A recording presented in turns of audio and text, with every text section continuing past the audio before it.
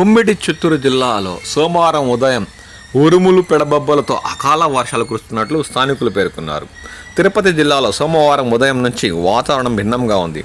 నాయుడుపేట, గూడూరు, తిరుమలలో తెల్లవారుజామున వర్షం కురిసింది. నాగలాపురం పరిసరాల్లో 10 గంటల వరకు ఎండకాయగా తర్వాత భారీ ఉరుములు మెరుపులతో వర్షం మొదలైంది.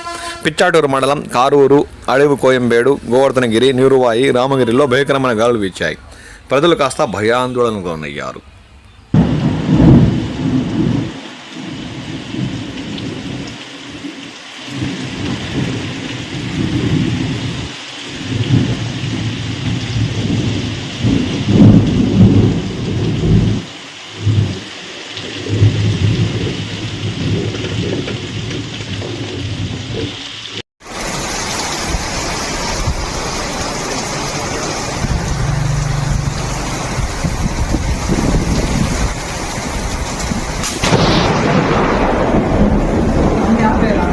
అది కాదు